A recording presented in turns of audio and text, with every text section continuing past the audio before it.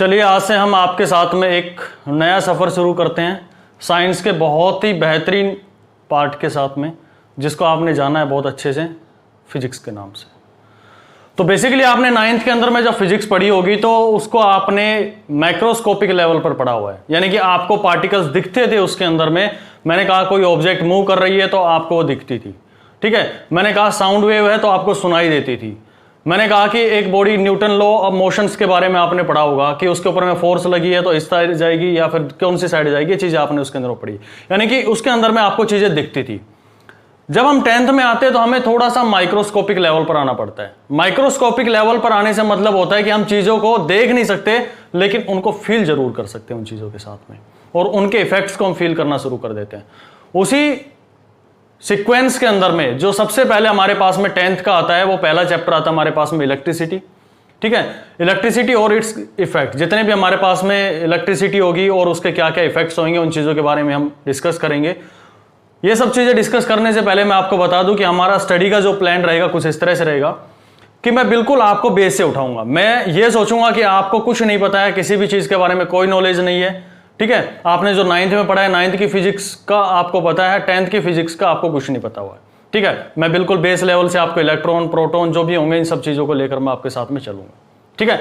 तो आप पेशेंस के साथ में चीज़ों को सुनते चलिएगा, और मैं आपसे ये प्रॉमिस करता हूं कि जब एट लास्ट हमारा कोर्स खत्म होगा तो आप इतने कॉन्फिडेंट हो जाओगे कि आप चाहे किसी एग्जाम के अंदर में जाके बैठ जाना, चाहे आपका NTSC हो, KVPI हो, जब आगे मतलब 11th क्लास में जाएंगे तब अटेम्प्ट देंगे उसका, आप किसी भी एग्जाम में जाएंगे तो आपका बेस इतना तैयार हो जाएगा कि आप इजीली कोई भी क्वेश्चन आएगा, चाहे कंसेप्चुअल आए, चाहे आपका मैथमेटिकल एप्लीकेशंस के बेस पे आए, कैसा भी आए आप इजीली कर लोगे, ठीक है। तो चलिए शुरू करते हैं हमारा पहला chapter, that is known as electricity. Electricity के बारे में हम पढ़ना शुरू करते हैं। हमारा चैप्टर का नाम होगा इलेक्ट्रिसिटी। देखिए, इलेक्ट्रिसिटी पढ़ने से पहले मैं आपको कुछ अज्यूम करवाने की कोशिश करता हूं। मैं पूरी ट्राई करूंगा कि हर चीज आपको विजुअलाइज हो, क्या इलेक्ट्रॉन होते हैं, क्या प्रोटॉन होते हैं, क्या चार्जेस होते हैं, इन सब चीजों से हम आपको मिलवाने की कोशिश करता हूं। मान लो मैंने आपसे कहा कि भाई एक खिड़की है, मैंने एक चीज यहां से लिया और मैंने यहां जोर से फेंक के मारा उसके ऊपर में। दूसरा केस बताता हूं अब आपको मैंने एक पत्थर लिया और जोर से खींच के उसके ऊपर में मारा मैंने, तो कौन से केस में टूटेगा मेरा गिलास जो है? बिल्कुल सही कहा, सेकंड केस के अंदर में जो गिलास है वो ब्रेक हो जाएगा। क्यों? क्योंकि वहां पर क्या था, एक पार्टिकल था जिसने कुछ काम किया, जिसने कुछ वर्क डन किया, जिसकी वजह से क्या हुआ, वो गिलास मेरा क्या हो गया, ब्रेक हो गया। ठीक उसी तरह से ये मेरे पास में रूम है, इसके अंदर में मैं लाइट को ऑन करूं तो क्या होगा, सारी जितनी भी लाइट्स ऑन हो जाएंगी। ऑफ करूंगा तो कुछ भी मेरे को दिखेगा नहीं और सारी लाइट्स ऑफ हो जाएंगी। यानी कि लाइट ऑन हो रही है, कुछ ना कुछ हम काम करवा रहे हैं उसके साथ में, तो कंफर्म है कि वहां पर कोई ना कोई क्या होना चाहिए, पार्टिकल होना चाहिए। और उसी पार्टिकल हम किस नाम से जानते हैं, उसी को हम जानते हैं इलेक्ट्रिसिटी में चार्ज के नाम से, ठीक है। तो हम चार्ज के बारे में पढ़ें तो सबसे पहले हमारे पास में जो डेफिनेशन निकल के आती है चार्ज की, तो ये बेसिकली एक इंट्रिंसिक प्रॉपर्टी होती है। बेसिकली एक इंट्रिंसिक प्रॉपर्टी होती है किसकी, जो भी हमारे पास में फंडामेंटल पार्टिकल्स होते हैं। लाइक कौन कौन से फंडामेंटल पार्टिकल्स कौन कौन से होते हैं, जैसे हमारे पास में इलेक्ट्रॉन होता है, दूसरा क्या होगा, प्रोटॉन हो गया, और तीसरा न्यूट्रॉन, ठीक है। ये हमारे पास में क्या है, ये बेसिक हमारे पास में फंडामेंटल पार्टिकल्स हैं कि किसी के ऊपर में चार्ज हो भी सकता है और किसी के ऊपर में चार्ज नहीं भी हो सकता है। लेकिन हमारे पूरे जितने भी हम मैटर की बात करेंगे, यही तीन हमारे क्या रहेंगे, फंडामेंटल पार्टिकल्स होंगे, जिसके बारे में हम डिस्कस करना शुरू करेंगे, ठीक है। अब मैं एक एग्जांपल के साथ में आपको लेके चलने की कोशिश करता हूं। मैं एक छोटा सा आपके साथ में एक्सपेरिमेंट करना चाहता हूं, ठीक है। आप अपने जो पेपर है, जो आपके पास में कॉपी इस टाइम पे आप नोट डाउन कर रहे होंगे, वहां से छोटे छोटे पीसेज ऑफ पेपर आप काट के रख लीजिए अपने सामने, ठीक है। टुकड़े बना लीजिए उसके और रख लीजिए अपने सामने। अब आपके पास में जो पेन है, उस पेन से आप उन पेपर्स को क्या करो, ऐसे लगा के देखने की कोशिश करो, ठीक है। जैसे उनके पास में लेके जाओगे फिर वापस ऊपर उठाओ, क्या कोई पेपर का पीस है वो उसके साथ में अटैच होकर आया है? Then answer is no. दूसरा मैं आपके साथ में एक्सपेरिमेंट करता हूं। अब जो आपके पास में पेन है उसको क्या करो, अपने बालों पे रब करो उसको। सभी ने किया। अब उसके पास में लेके जाओ दोबारा पेपर के पास में, क्या हुआ, जो पीसेस ऑफ पेपर थे वो चिपकना शुरू हो गए उसके साथ में। क्यों भाई, ऐसा क्या हो गया वहां पर? तो बेसिकली जब हमने यहां पर रब किया है तो उसके पास में एक क्या आ गई है, प्रॉपर्टी आ गई है। उस पेन के पास में, उस ऑब्जेक्ट के पास में एक प्रॉपर्टी आ गई है, जिसके कारण क्या कर रही है वो, बिल्कुल जो हमारे पास में ऑब्जेक्ट थी, जो हमारे पास में छोटे छोटे पीसेज ऑफ पेपर थे, उनको क्या कर रहा है, अपनी तरफ में अट्रैक्ट कर रहा है। यानी कि हम ये कह सकते हैं कि हमने किसी चीज को रब किया तो उसके अंदर में एक प्रॉपर्टी आ जाती है, और उसी प्रॉपर्टी को हम किस नाम से जानते हैं, चार्ज के नाम से जानते हैं। अब हुआ क्या ये सब चीजें, क्यों हुआ ये चीजें, हमें ये समझ में आना चाहिए।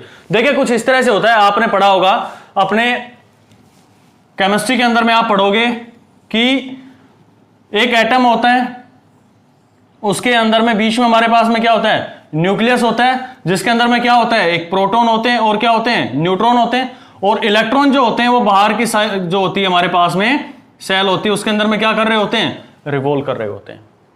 ठीक है, तो मैं यहां पर इसको समझाने का कोशिश करता हूं। हुआ क्या हमारे साथ में, जब हमने रब किया उसको, तो कुछ ऐसा था कि हमारे ये मान लो 5 एटम हमारे पास में, 4 एटम एक मॉलिक्यूल एक मैटर के थे, दूसरे मेरे पास में 4 ये थे। तो दोनों ने क्या किया, एक दूसरे से ऐसे रख दिए हमने पहले केस में, और वापसी में वैसे वैसे उठा के लेके आ गया। तो ये बताओ मेरे पास में इनिशियली कितने इलेक्ट्रॉन थे, पहले भी 4 थे, और बाद में भी मेरे पास में 4 है, जब दोनों को मैंने ऊपर से हटा लिया, एक दूसरे से अलग कर लिया। अब दूसरे केस में क्या करता हूं मैं, उनको ऐसे रब कर रहा हूं। रब करने से क्या हुआ, ये इलेक्ट्रॉन मान लो ऐसे जा रहा था, जैसे मैंने रब किया तो ये दोनों क्या हो गए, एक दूसरे से इंटरलॉक हो गए, और इंटरलॉक हो गए हैं तो एक के ऊपर में दूसरा फोर्स लगा रहा है, तो क्या होगा, ये इलेक्ट्रॉन निकल के इसके साथ में चला जाएगा।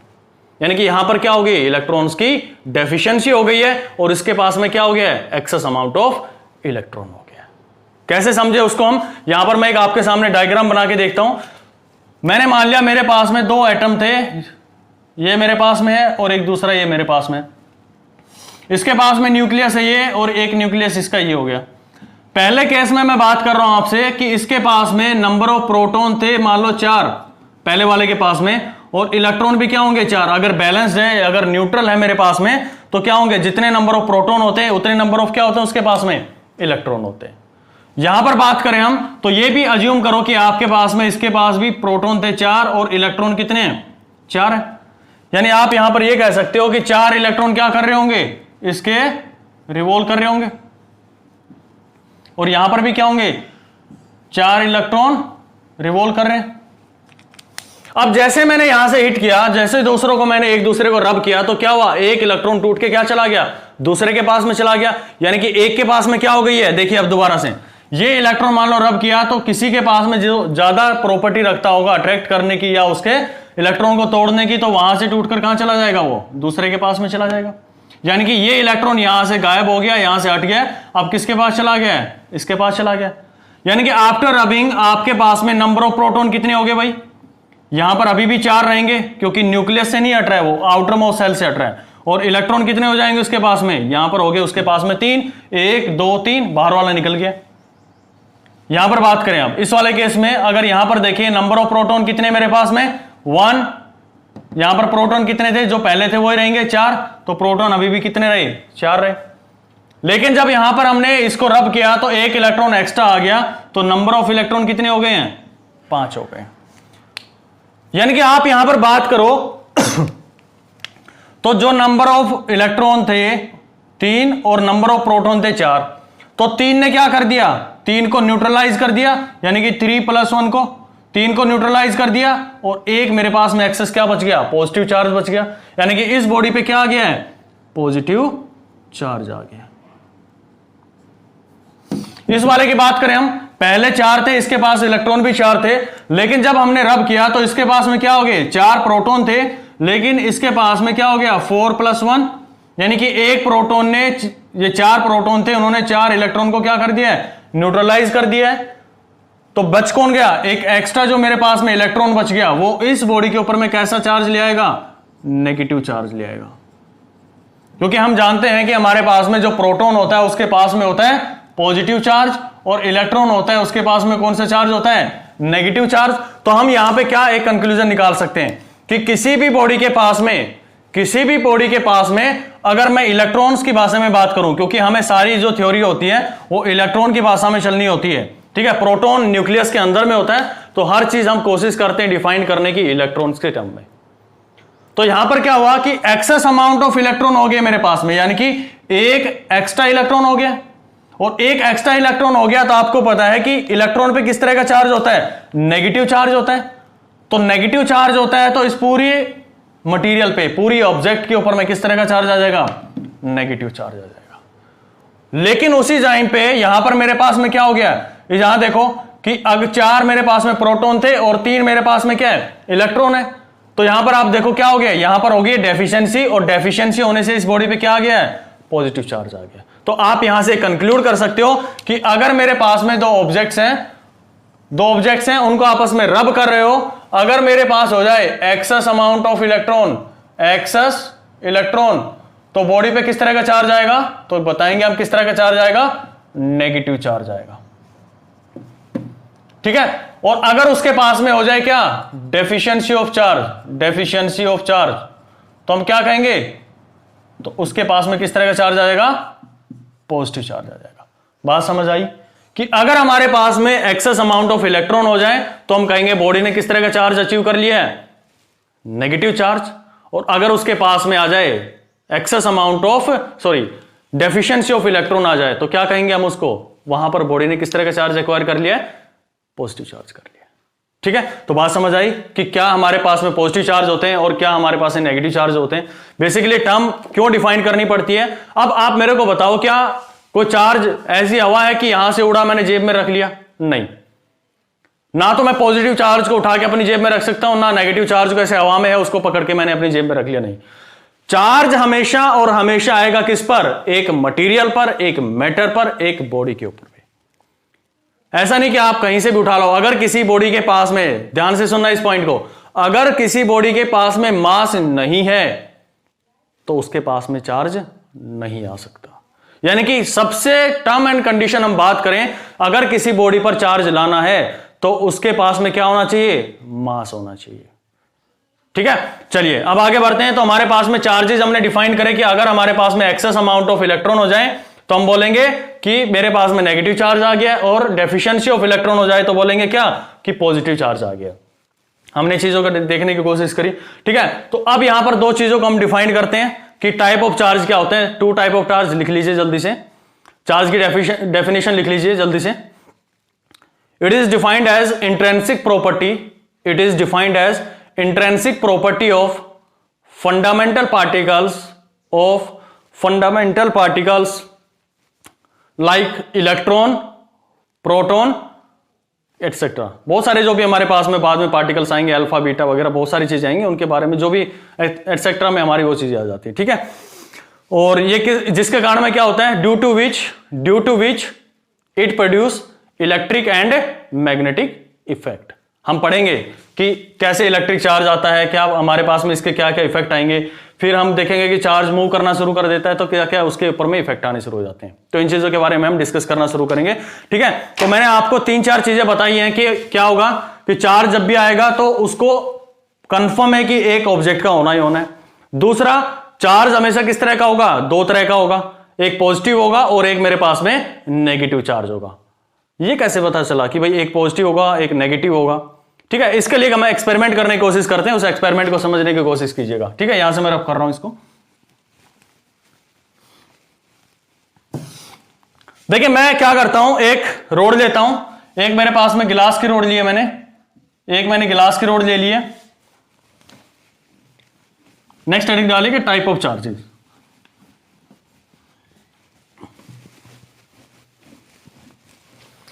तो एक मैंने गिलास रोड ली है, उसको मैंने क्या किया, रब किया और यहां पर लटका दिया।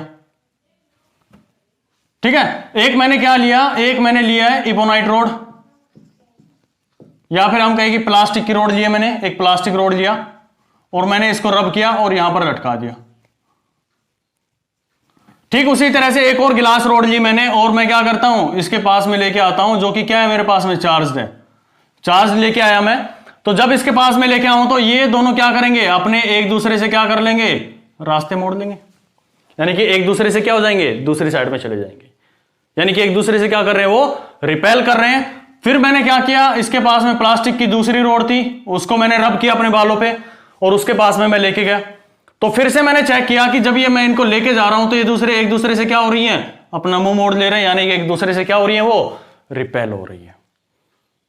लेकिन अब मैं थोड़ा सा और इसके पास में आता हूं, तो यहां से हमने क्या निकाल लिया कि भाई चार्ज, जैसे हमने इस बॉडी को रब किया, मैं पहले इस बॉडी को रब नहीं कर रहा था, तो क्या उसके ऊपर में चार्ज आ रहा था कोई?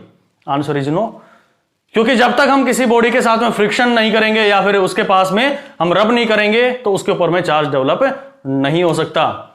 चार्ज डेवलप करने के लिए मुझे क्या चाहिए? सबसे पहले एक मैटर चाहिए, एक मटेरियल चाहिए जिसके ऊपर में मुझे क्या करना है? चार्ज को डेवलप करना है। दूसरा, मुझे उस पार्टिकल को रब करना पड़ेगा या फिर फ्रिक्शन करना पड़ेगा। क्यों? फ्रिक्शन करेंगे तभी तो भाई हमारे पास में ऐसे इंटरलॉकिंग होगी और एक इलेक्ट्रॉन या दो इलेक्ट्रॉन, जितने भी नंबर ऑफ इलेक्ट्रॉन टूट के दूसरे के पास में जाएंगे, तभी तो उस बॉडी पे चार्ज आएगा। ठीक है, तो वही चीज मैं यहां पर बताना चाह रहा हूं कि मैंने पहले केस में मान लो इसके ऊपर में कोई भी चार्ज आ गया, हमने मान लिया ये पॉजिटिव चार्ज मान लेते, लेट अस सपोज ये पॉजिटिव चार्ज, और इस पे हमने मान लिया नेगेटिव चार्ज आ गया। हमें नहीं पता कौन सा चार्ज है ना, मैंने लेट अस सपोज मान लिया आपके लिए। ठीक है, अब मैं क्या करता हूं, यहां से हमें कंक्लूजन मिल गया कि भाई चार्ज जो है वो क्या कर रहा है मेरे साथ। चार्ज जब भी हम दो बॉडीज को लेके आ रहे हैं तो दो बॉडीज में चार्ज जब डेवलप हो रहा है तो क्या कर रहा है, वो रिपल्सन कर रहा है। पहला कंक्लूजन हमने ये निकाल लिया। अब दूसरे में क्या किया मैंने, दूसरे केस में मैंने यहां पर आपके सामने ये किया कि एक गिलास रोड और एक मेरे पास में प्लास्टिक की रोड, ये प्लास्टिक की रोड में ले आया, यानी कि यहां पर हम लेके आए गिलास की रोड और नीचे क्या आ गई है, प्लास्टिक रोड आ गई है। दोनों को मैं रब करके लेके आया हूं, यानी कि इसके ऊपर में भी चार्ज है और इसके ऊपर में भी चार्ज है, और जब हमने इनको बहुत पास रखा तो हमें एक सरप्राइजिंग फैक्टर मिला कि ये एक दूसरे को क्या कर रही हैं, अपनी तरफ में अट्रैक्ट कर रही हैं। यानी यहां से हम एक कंक्लूजन और निकाल सकते हैं कि चार्ज क्या कर रहा है भाई, चार्ज क्या कर रहा है, चार्ज यहां पर अट्रैक्शन कर रहे हैं। तो यहां दो प्रॉपर्टी हमारे पास में निकल के आई कि हमारे पास में चार्ज जो है वो अट्रैक्शन भी कर सकता है और क्या कर सकता है, रिपल्सन भी शो करता है। तो लेकिन यहां पर हमारा बात पूरा नहीं हुआ। अब यहां पर तो ये डिफाइन नहीं हुआ कि भाई चार्ज कितने तरह के हुई, चार्ज रिपेल भी कर रहा है और चार्ज अट्रैक्ट भी कर रहा है।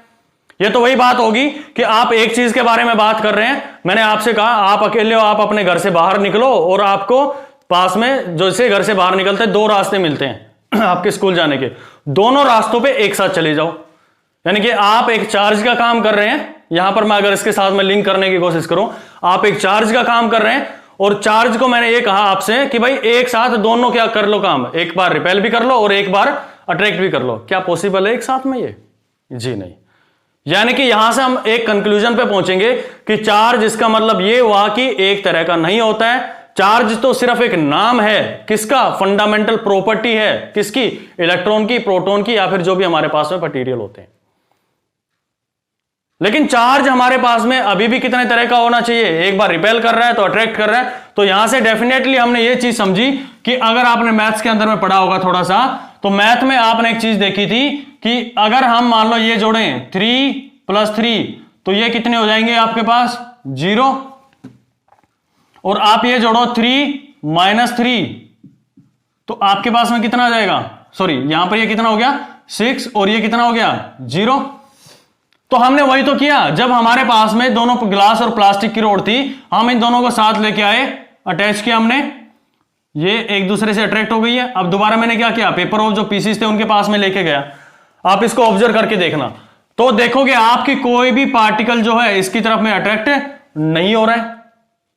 यानी कि जो इस बॉडी के ऊपर में चार्ज था गिलास के ऊपर में और जो प्लास्टिक के ऊपर में चार्ज था, उन्होंने एक दूसरे को क्या कर लिया भाई, न्यूट्रलाइज कर लिया है। अगर न्यूट्रलाइज कर रहा है तो मैथमेटिक्स की भाषा में आपने देखा है कि एक पॉजिटिव और एक नेगेटिव अगर सेम अमाउंट ऑफ चार्ज है तो वो क्या कर जाएंगे, 0 रिजल्ट देंगे। तो यहां से हम ये निकाल सकते हैं कि भाई चार्ज जो होता है वो कितने तरह का होता है, एक मेरे पास में पॉजिटिव चार्ज होता है और एक मेरे पास में किस तरह का चार्ज होता है, नेगेटिव चार्ज होता है। तो हर चीज के पीछे ना बड़ा लॉजिक होता है, आप उस लॉजिक को समझेंगे तो चीजें बहुत इजीली आपको समझ में आने लग जाएंगी। ठीक है, रटने से कुछ काम नहीं चलता है। अभी तक आपने रटा था कि भी चार्ज क्या मेरे पास में पॉजिटिव होता है, चार्ज नेगेटिव होता है, उसके पीछे रीजन क्या था, उस रीजन को मैंने आपको समझाने की कोशिश की है।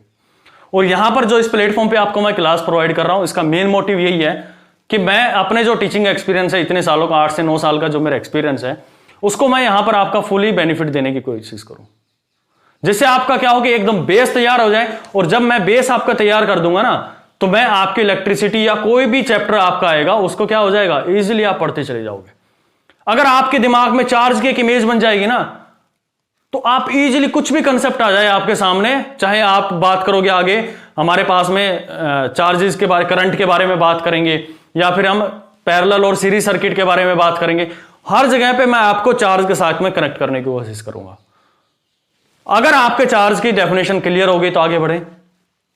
ठीक है, चार्ज का सीधे से सीधे ये दिमाग में रखना आप आज से कि चार्ज हमारे पास में क्या होता है, एक मैटर के ऊपर में आने वाली चीज है, किसी मटेरियल की प्रॉपर्टी है, ना कि एक हुआ है जो लोगों के दिमाग में एक फोबिया होता है कि भाई चार्ज पता नहीं क्या है। अरे चार्ज कुछ नहीं है भाई, जो आपने रब किया ना इस पेन को अपने सर पर, उसके ऊपर में जो प्रॉपर्टी आ गई कौन सी, अट्रैक्ट करने की, वही तो चार्ज है।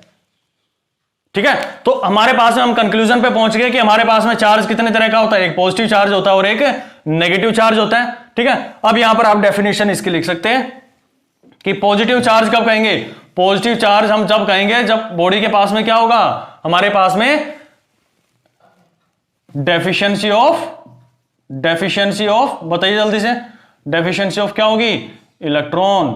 ई से हम किसको रिप्रेजेंट करेंगे, इलेक्ट्रॉन से, और पी से किसको रिप्रेजेंट करेंगे, आगे से हम प्रोटॉन को रिप्रेजेंट करेंगे या पॉजिटिव चार्ज को रिप्रेजेंट करेंगे। और नेगेटिव चार्ज पे क्या होता है, नेगेटिव चार्ज पे क्या होता है, एक्सेस ऑफ इलेक्ट्रॉन। ठीक है, तो ये दो कंसेप्ट आपके यहां पर क्लियर हो जाने चाहिए कि जब भी मैं आगे से चार्ज का नाम लूं, मैं कहूं भाई पॉजिटिव चार्ज आया बॉडी पे, आपके दिमाग में तुरंत आना चाहिए भाई बॉडी को क्या किया होगा, रब किया गया होगा, जिसके कारण में उसके पास में क्या आ गई, डेफिशिएंसी होगी इलेक्ट्रॉन की, यानी कि इलेक्ट्रॉन उससे टूट के कहां चला गया, दूसरी जगह चला गया, और अपने पास में क्या छोड़ गया, एक चार्ज छोड़ गया, डेफिशिएंसी छोड़ गया, उसके पास में कैसा हो गया, पॉजिटिव। लेकिन उसी टाइम पे जब ये रब कर रहे थे तो एक इलेक्ट्रॉन इस बॉडी से टूट के इसके पास में चला गया, तो उससे क्या हो गया, उसके पास में एक्सेस अमाउंट ऑफ इलेक्ट्रॉन हो गए, तो कैसे चार्ज आ गया उसके पास में, नेगेटिव चार्ज आ गया। आई होप कि चार्ज का जितना भी कंसेप्ट था आपको क्लियर हो गया दिमाग में। सिर्फ अब आगे से आपका बेस तैयार कर दिया मैंने चार्ज को लेके कि चार्ज केवल और केवल किसी मैटर पर आ सकता है। ठीक है, चलिए इसके कुछ प्रॉपर्टी के बारे में पढ़ देते हैं कि चार्ज हमारे पास में क्या क्या प्रॉपर्टी रखता है। तो सबसे पहली प्रॉपर्टी तो हमने पढ़ी ली है कि चार्ज हमारे पास में किस तरह की प्रॉपर्टी रखता है, अट्रैक्शन की भी प्रॉपर्टी रखता है और रिपल्सन की भी प्रॉपर्टी रखता है। ठीक है, पहला पॉइंट लिख लिए, charge same charges repel each other, same charges repel each other and different charges attract each other. ठीक है, पहला पॉइंट ये लिख लिया आपने। इससे पहले एक पॉइंट और लिख लेते हैं कि charges are of two types, one is positive charge and another one is negative charge. पूछा जाता है आपके एग्जाम के अंदर में कि चार्जेस हमारे पास आजकल ये ऑफ ट्रेंड हो चुका है, सबको पता होता है पॉजिटिव चार्ज नेगेटिव चार्ज होता है, फिर भी आपको पता होना चाहिए कि charges are of two type, one is positive and another one is negative charge. ठीक है, नेक्स्ट प्रॉपर्टी लिखिएगा, नेक्स्ट लिखिए, charge is scalar quantity. Charge is scalar quantity, यानी कि जब मैंने आपको स्केलर वेक्टर के बारे में आपने 9th में पढ़ा होगा कि स्केलर क्वांटिटीज वो होती हैं जिसका केवल और केवल हम क्या बताते हैं, मैग्नीट्यूड बताते हैं, और वेक्टर क्वांटिटी ये होती हैं, वेक्टर क्वांटिटी कौन सी होती हैं, जिनको रिप्रेजेंट करने के लिए मुझे क्या चाहिए, पहले उसका डायरेक्शन भी बताना पड़ेगा और प्लस उसका क्या बताना पड़ेगा, मुझे उसकी मैग्नीट्यूड के बारे में मुझे डिस्कस करना पड़ेगा। तो ये चीजें हमारे पास में वेक्टर आती हैं। लेकिन जो हमारे पास में चार्ज होता है वो किस तरह की प्रॉपर्टी रखता है, केवल और केवल स्केलर क्वांटिटीज है। ठीक है, यानी कि हम ये बोलेंगे कि इतना चार्ज है, इतना चार्ज, हम ये नहीं बोलेंगे इतना चार्ज इस डायरेक्शन में, नहीं, हम बोलेंगे कि भाई हमारे पास में इतना चार्ज है। इतना चार्ज होने का मतलब कि जिस बॉडी को मैंने रब किया है उतने नंबर ऑफ उसके पास में इलेक्ट्रॉन या डेफिशिएंसी होगी, अभी उसके बारे में डिस्कस करेंगे हम। ठीक है, ठीक है, नेक्स्ट आप लिखिएगा, charge is always quantized. Second property, charge is always quantized. अब इस क्वांटाइज का मतलब क्या है वो समझने का कोशिश कीजिएगा आप। ठीक है, ओके, क्वांटाइज का मतलब समझेंगे हम कि क्वांटाइज किसको बोलते हैं।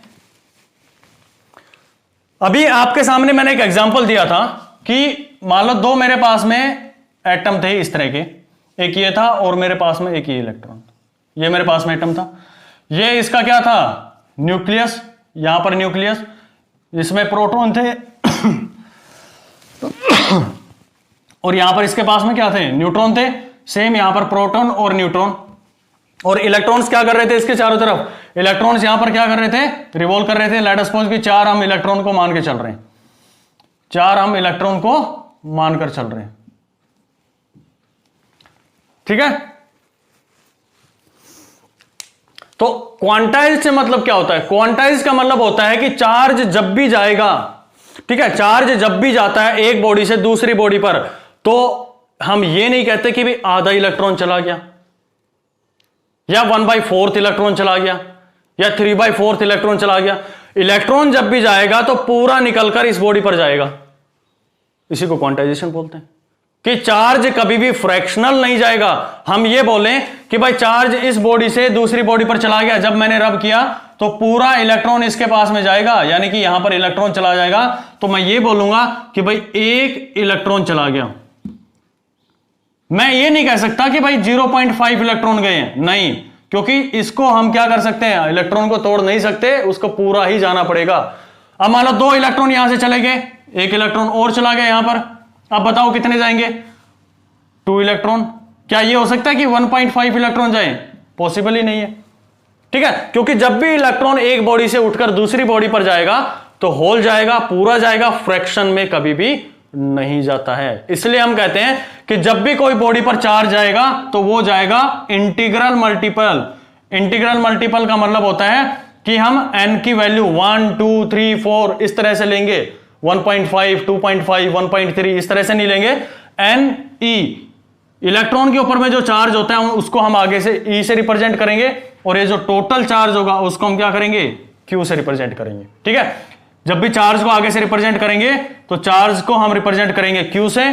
n का मतलब होगा हमारे पास में क्या, इंटीग्रल मल्टीपल, यानी कि n की वैल्यू में ही जाता है वो, ठीक है। 1 हो सकता है, 2 हो सकता है, n is equal to 1 2 3 4 so on, जितना भी होगा। और e जो है मेरे पास में, e होता है क्या, इलेक्ट्रॉन के ऊपर में चार्ज, और इलेक्ट्रॉन के ऊपर में जो चार्ज होता है इसकी वैल्यू आपको पता होनी चाहिए 1.6 इंटू 10 की पावर -19। अभी इसकी यूनिट पर आ रहा हूं मैं, अभी यहां पे लिख लो c, क्या होता है c, उसके बारे में बात करेंगे, ठीक है। चलिए, तो ये मेरे पास में हुआ कि चार्ज जब भी होता है वो क्या होता है, क्वांटाइज्ड होता है। जब भी एक बॉडी से दूसरी बॉडी पर जाएगा तो वो हमेशा integral multiple of basic charge में जाएगा, यानी कि इलेक्ट्रॉन हमने फंडामेंटल चार्ज जो बोला है हमारे पास में, इलेक्ट्रॉन का जो चार्ज है उसको हमने जो माना है तो वही अपने टुकड़ों में 1 2 3 इलेक्ट्रॉन में जाएगा, तो अपने साथ उतना ही चार्ज लेके चलेंगे, ठीक है। क्वांटाइजेशन का मतलब समझ आया। चलिए ठीक है, अब आगे बात करें हम कि चार्ज हमारे पास में क्या होता है। दूसरी, ये मैं आऊंगा अभी, ये जो सी मैंने लिखा है इसके ऊपर अभी आऊंगा मैं थोड़ी देर में। अब दूसरी ये मेरे पास में कौन सी प्रॉपर्टी लिखवाई है, क्वांटाइज की, कि चार्ज क्या होता है भाई, क्वांटाइज्ड रहता है हमेशा। अब यहां पर हम बात करेंगे कंजर्वेशन की, कौन सी, कंजर्वेशन की। तो कंजर्वेशन ऑफ चार्ज, यानी कि हमारे पास में नेक्स्ट प्रॉपर्टी होती है कि चार्ज ऑलवेज कंजर्व्ड। कंजर्व्ड से मतलब समझो कि अगर मेरे पास में एक सिस्टम मैंने माना हुआ है, सिस्टम का मतलब होता है कि आइसोलेटेड सिस्टम माना हुआ है, यानी कि जिसका बाहर की दुनिया से कोई भी इंफ्लुएंस ना हो, केवल जिसको कंसिडर कर रहे हैं वही आपके कंसिडरेशन में। जैसे आप अपने फैमिली के अंदर में बैठे हैं, ठीक है, तो आपके ऊपर में किसका इंफ्लुएंस होगा, आपके फैमिली मेंबर्स का ही होगा, ठीक है। बाहर के लोगों का आपके ऊपर में इंफ्लुएंस नहीं होना चाहिए। तो ऐसा केस, यानी कि आप जो आइसोलेट हो चुके हैं बाहर की दुनिया से, तो ऐसा सिस्टम जहां पर केवल और केवल हम उन चीजों को कंसीडर करें जो उस बॉक्स में हो, उस आइसोलेटेड सिस्टम में हो, उन्हीं के ऊपर में हम सारी स्टडी करें, तो ऐसे सिस्टम को हम क्या बोलते हैं, आइसोलेटेड सिस्टम बोलते हैं। यानी कि यहां पर जो मैं बना रहा हूं ये मैंने आपके सामने बना दिया आइसोलेटेड सिस्टम। इस आइसोलेटेड सिस्टम में बात करूंगा मैं, तो वही दो बॉडी में यहां पर उठा के ला रहा हूं, एक ये और एक ये मेरे पास में हो गई है, ठीक है। अब यहां पर आप देखो कि जब हम इनिशियली बात करेंगे तो इसके पास में लेट अस सपोज कि मेरे पास 4 प्रोटॉन है और 4 ही क्या है, इलेक्ट्रॉन है। इस वाले बॉडी की बात करेंगे तो लेट अस सपोज इसके पास भी क्या थे, 4 प्रोटॉन थे और 4 ही क्या थे मेरे पास में, इलेक्ट्रॉन थे।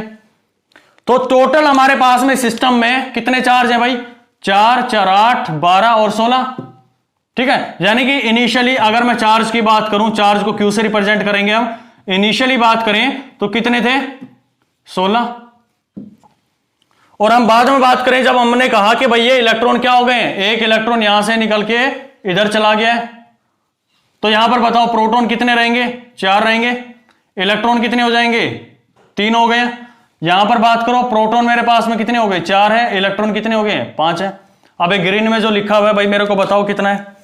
तो आपने ये फाइंड किया कि भाई जितने प्रोटॉन थे इनिशियली, और अब मैं बात करूं कौन सी, फाइनल की, तब भी मेरे पास में क्या है, टोटल सम 16 है, यानी कि 4 3 7 और यहां पर कितना हो गया 9, कितना हो गया 16। तो इनिशियली जितने थे हमारे पास में सिस्टम के अंदर में, बाद में भी उतने ही हैं जब हमने चार्जेस को क्या कर दिया है, एक पॉइंट से दूसरे पॉइंट पे ट्रांसफर कर दिया, बशर्ते कि हम किस सिस्टम की बात कर रहे हैं, एक आइसोलेटेड सिस्टम की बात कर रहे हैं, एक कंजर्व्ड सिस्टम की बात कर रहे हैं। ठीक है, तो केवल इस सिस्टम की बात करेंगे, हमें बाहर से, यहां पर इलेक्ट्रॉन और घूम रहा होगा, ठीक है, यहां पर एक बॉडी और रखी हुई है, यहां पर एक और ऑब्जेक्ट रखा हुआ है, यहां पर एक और ऑब्जेक्ट रखा हुआ है, इधर भी एक ऑब्जेक्ट रखा हुआ है, मुझे इनका इन्फ्लुएंस से कोई मतलब नहीं है। क्यों? क्योंकि मैं केवल और केवल अपना जो कंसंट्रेशन है इन्हीं बॉडीज के ऊपर में कर रहा हूं। अगर इन बॉडी पे बात करें तो हम इस सिस्टम को बोलेंगे आइसोलेटेड सिस्टम, और इसके अंदर में जो प्रॉपर्टी आएगी चार्जेस के ऊपर में, कि चार्जेस जितने पहले थे उतने ही बाद में है, तो ऐसी प्रॉपर्टी को क्या बोलते हैं, कंजर्वेशन ऑफ चार्ज। समझ आई चीजें कि भाई कंजर्वेशन ऑफ चार्ज क्या होता है, यानी कि चार्ज हमारा हमेशा कंजर्व्ड रहता है, चाहे एक बॉडी से दूसरे पे जाए, हमें आइसोलेटेड सिस्टम कंसिडर करना पड़ेगा। चलिए यहां तक क्लियर हो गया। चलिए नेक्स्ट पॉइंट लिखिए कि charge is always associated with mass. अभी मैंने थोड़ी देर पहले बताया आपको कि चार्ज अपने आप नहीं आ सकता है, चार्ज को आने के लिए क्या होना जरूरी है, कोई मैटर होना चाहिए, कोई मटेरियल होना चाहिए जिसके पास में क्या हो, मास हो। ठीक है, लिख लिया। चलिए, क्योंकि मैंने आप मार्कर का आपको एग्जांपल दिया, मार्कर को या पेन को जिसने भी आपने रब किया, जब उसको रब किया तभी तो उसके ऊपर में चार्ज आया, तभी तो प्रॉपर्टी आई उसके पास में कि किसी बॉडी को या किसी भी पेपर और पीस को अपनी तरफ में क्या कर रही है, अट्रैक्ट कर रही है। ठीक है, नेक्स्ट हम बात करते हैं कि हमारा पूरा सिस्टम हमारे पास में कंजर्व कर लिया। अब यहां पर इसकी यूनिट्स की बात करते हैं, चार्ज की प्रॉपर्टीज हो चुकी हैं, चार्ज की यूनिट के बारे में बात करते हैं। यहां से रब करते हैं इसको सारा, तो बात समझ आई कि क्या क्वांटाइजेशन होता है, क्या मेरे पास में कंजर्वेशन होता है। क्वांटाइजेशन में चार्ज हमेशा इंटीग्रल मल्टीपल ऑफ इलेक्ट्रॉन जाएगा, 1 इलेक्ट्रॉन जाएगा, 2 3 4, कभी भी पार्ट्स में नहीं जाएगा कि 0.5 इलेक्ट्रॉन लिख दिया आपने, नहीं, इलेक्ट्रॉन के टुकड़े नहीं कर सकते हो भैया।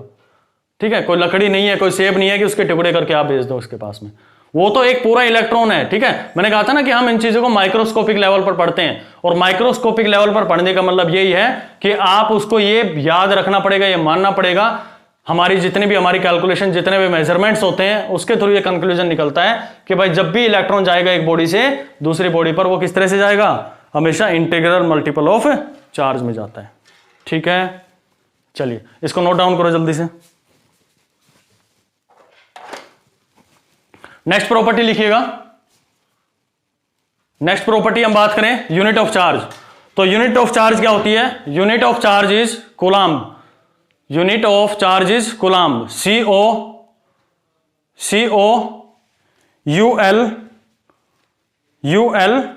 COULOMB, coulomb. ठीक है, और इसको हम रिप्रेजेंट करते हैं, इसको हम रिप्रेजेंट करते हैं कैपिटल C से।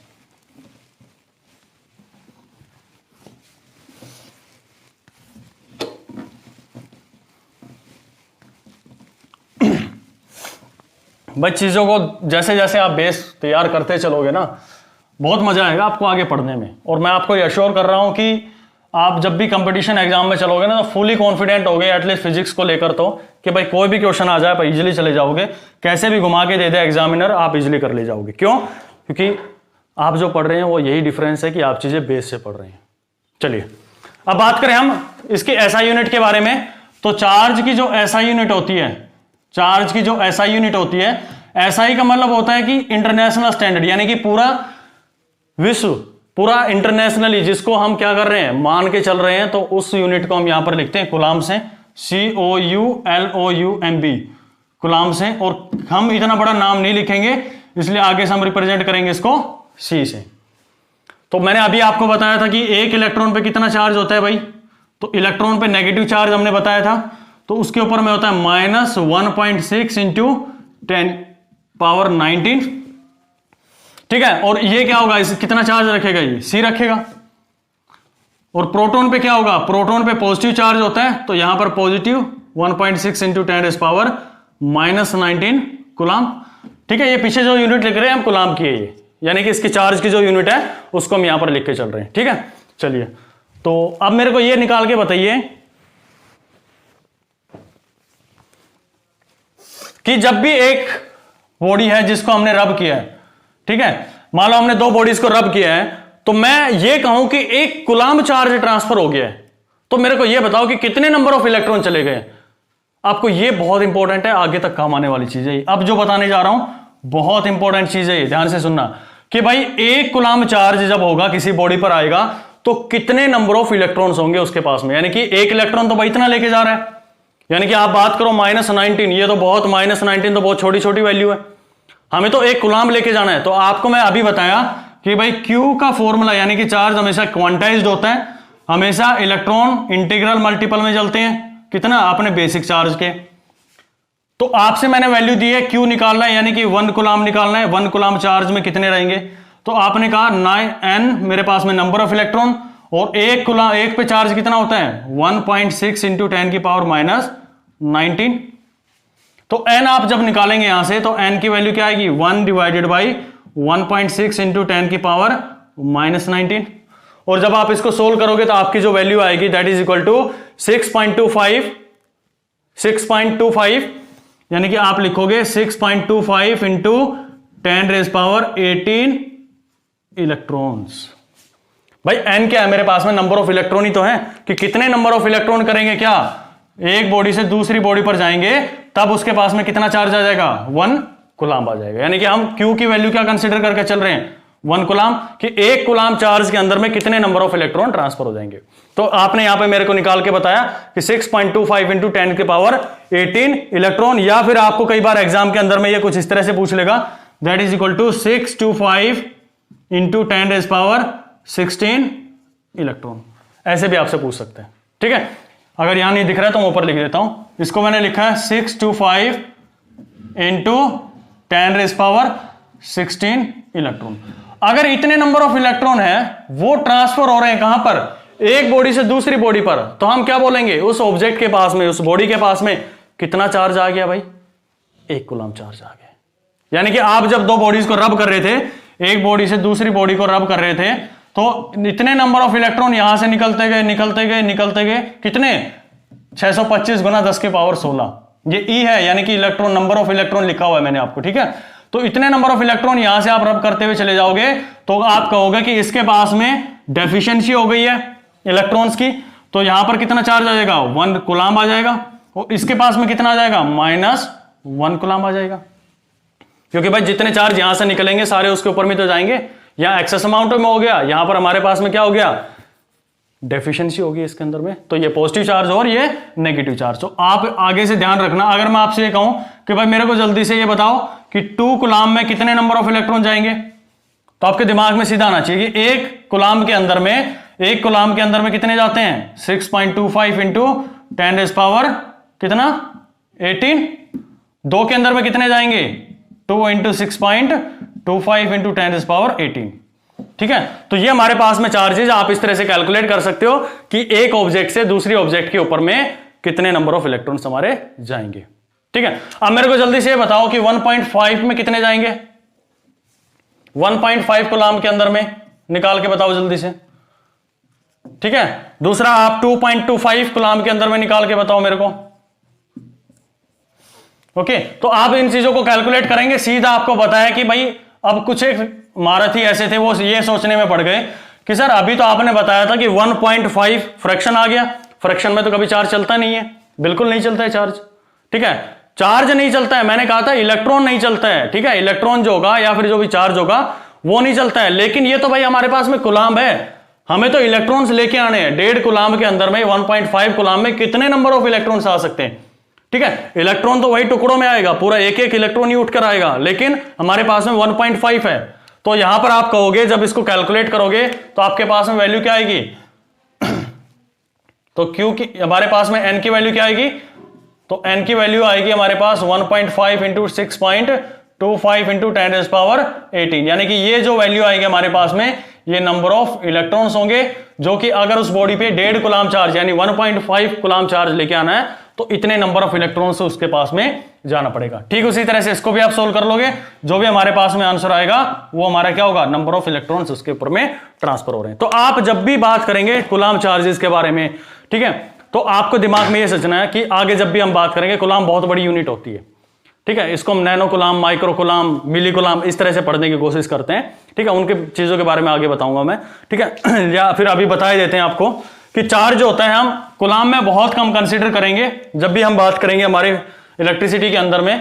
तो चार्जेस की जो हम प्रैक्टिकल यूनिट यूज करेंगे वो या तो यूज करेंगे क्या, माइक्रो कूलाम, ये म्यू सी माइक्रो कूलाम से रिप्रेजेंट करते हैं।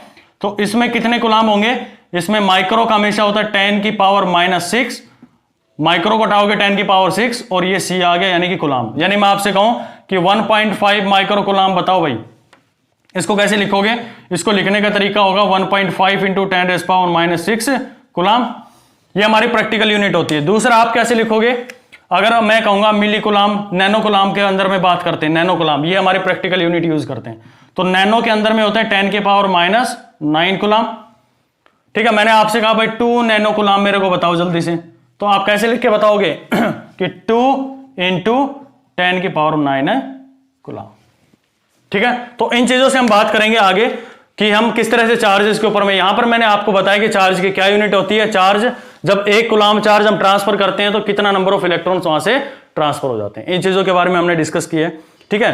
तो होप सो आपको ये चीजें क्लियर होंगी, क्लैरिटी आई होगी कि क्या चार्ज होता है, कितने इसके टाइप होते हैं, इन सब चीजों को लेके।